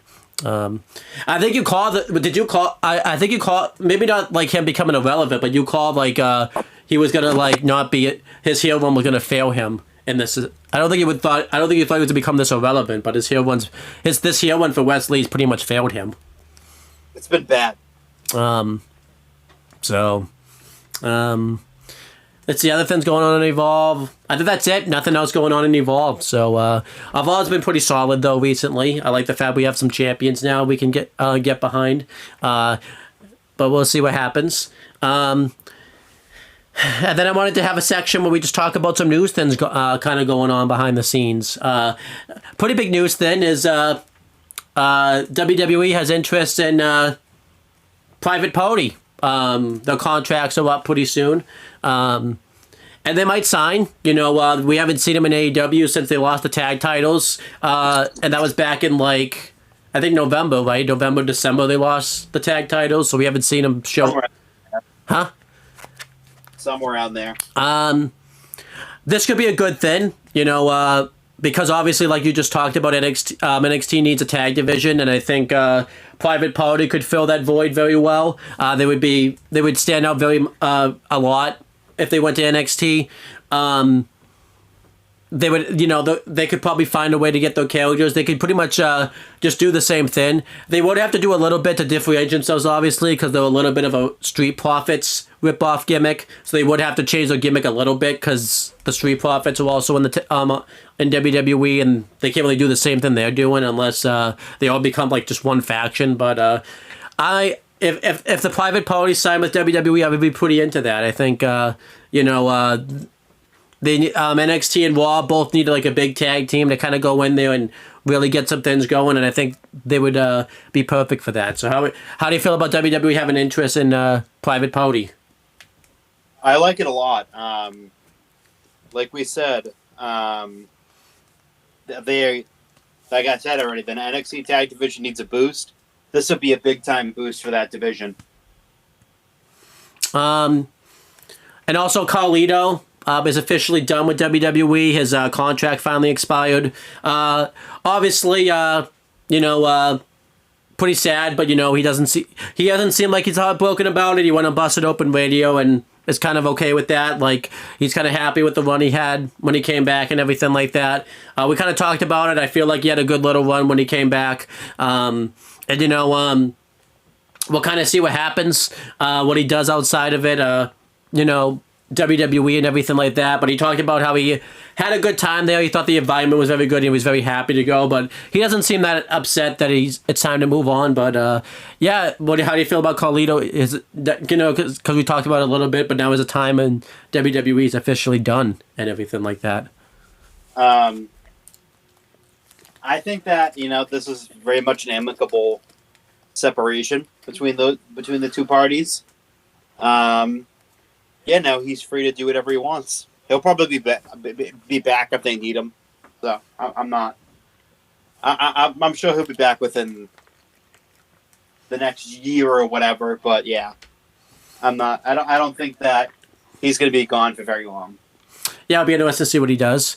Any other news or anything like that has happened in WWE that you want to make sure we talk about, because we won't get a chance to talk about it for the next couple of weeks or so? No. I don't think there's been anything else. I wanted to give you a chance to talk about this because there was a misreport, and then I wanted you to talk about this on camera about someone who claims he had sources said that there was going to be something that was going to happen, and found out it wasn't true. Okay. It's been a few things, actually. When is it time that people are going to not believe with Coach what Jonathan Coachman says? This dude is a fucking idiot.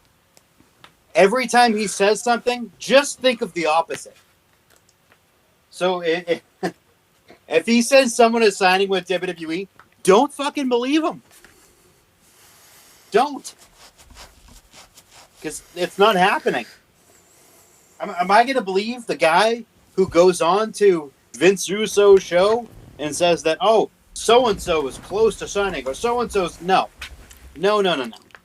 Britt Baker is not anywhere close because she's under contract through the end of 2026. Do I want her in WWE? Fuck no. But is she going to go there? Probably. So don't fucking believe everything you see from Coachman because that guy's a fucking idiot. There you go. I just wanted to give you that chance and end off with that. Just don't believe Coach. Just don't believe him. So, what about believe Vince Russo? Do you believe in him? Who the fuck would ever believe him? Probably Coach. Yeah. So, and what's his name? Dr. Chris Feathersworth or whatever his name is. He believes him, I think. Yeah, Dr. Idiot. So there you go. Those are 3 people right there that you do not like that I just mentioned. So, but we got to end this off, Chris. You're not going to be able to do an Aftershock for 2 weeks. I don't know what you're going to do with yourself for 2 weeks. No Aftershock. You're going to be pretty sad.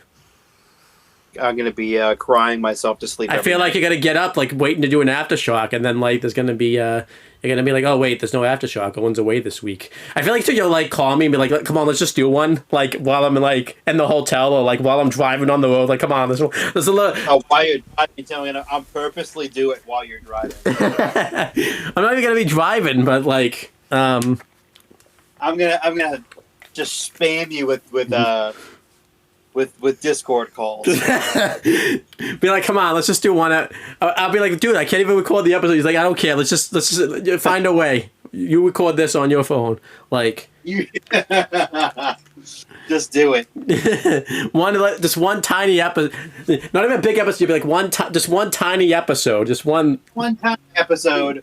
It's gonna take 4 hours. Just one tiny episode. And then you're gonna be. I feel like you'll bug me like every day. And I'll like relent, like, okay, we'll do one episode, and then like, and then the next day you'll be like, okay, one more episode, just one more episode this week, one more, please, one more episode this week, just one more. You're gonna be like, yeah, because we're one more, and then one more, and then one more, and then one more, and then one more. I feel like you make us do 2 in 1 day, 2 in 1 day, 3 in 1 day. Oh my! But we have to talk about for Aftershock wise if we did 3 in 1 day. We'll figure it out. We're only 2 hours into this, and we can't even talk. We already ran out of things to talk about. What the hell would we talk about if we did 3 in 1 day? We'll figure it out. I feel like I gotta up it to 4 pretty damn soon if I don't stop. Like, oh, it's gonna be 4. And then pretty soon, the more we stay on this call, you're gonna just keep upping it and upping it and upping it. Pretty soon it'll be 5, and then it'll be 6, and it'll be 24 hours. Oh my gosh, what were we talking about for 24 hours? We'll figure it out. I feel like you're gonna be hosting that Aftershock. But no, do I have to stay awake for those 24 hours? Yes. Like, but I get to sleep. What? What would I talk about for 24 hours? We'll figure it out. Well, can we take shifts? I stay up for the first 12 hours, and you stay up for the next 12 hours. We'll meet in the middle. No, it's me sleeping for 24 hours, and then you doing the whole show by yourself. Oh, you could do the whole show by yourself. I think you could manage that. I could do the not whole show by myself. I could just sleep, and then you could do it, and then I'll wake up in the last second and be like, "Oh, what do we do? What are we talking about?" And then just say like, "Oh, come on!" And then I'm done. I've done my 24 hours, and you'll be like, "Wait, but I missed the whole show. You got to start over. You'll make me start over or something after I just did a 24-hour show." Start over. I didn't hear any of it. But let's just end this off. Let's do some nice plugs and promotion. Why don't you start? Do some nice pluggies and promotions. Yeah. Watch this when it comes out. Watch our jack up our Money in the Bank review. Also watch the most recent episode I think the one that you and Steve did. Watch that one too. I wasn't on it. Because he's a fake. Which is probably good because you probably hate me, which is fine because I don't care. Because he's a fake friend, and I asked him to be on. He's like, no, I don't like any of you guys anymore. Family commitments. It was a little, but yeah, watch them. They're good. It's good content. It's funny. You should watch it. Yeah. The other thing I'll say is Chris and I, talked about this off camera. We're really gonna because I go to Tennessee, and then we'll do one Aftershock. Then he goes to Maine. When he comes back from Maine, we're gonna really buckle down and dedicate ourselves to get some retros and other stuff done on this channel that we've been neglecting. The plan is we'll do one retro before he goes to Maine, and that's going to be Survivor Series 2016 since, Goldberg is doing his retirement tour. We want to do a Goldberg theme retro. But yeah, we've been neglecting a lot of retros we've wanted to do, and obviously we're going to do them. So, we're gonna get some retros done. That would be fun. And we're gonna. I promise that when he comes back from Maine, we're gonna do so many retros. Chris is gonna hate the word retro. That's how much retros we're gonna do. Oh yeah. He'll never want to. It's like AJ Styles with his TNA theme. He never wants to hear that song again. That's how much. That's how many retros we're gonna do. So. Fuck yeah. But we'll do other videos. But we'll go back to Aftershock. We'll go back to retros. We haven't done a normal Aftershock in a while either, because obviously we just do themed ones and things. But you'll get a normal. It's been a long. Yeah, so you'll get a normal Aftershock. When I come back, Steve and I are going to review LFG Season 1. I know LFG Season 2 was stopped by then, but we just couldn't get it out before Season 2. The one day Steve and I were both available was when we did that Aftershock episode, and that was kind of more important to do than LFG Season 1. So we'll figure it out and see if we can get it done. But that's pretty much it, guys. It's to be recorded in the past. We would talk to you guys in the future.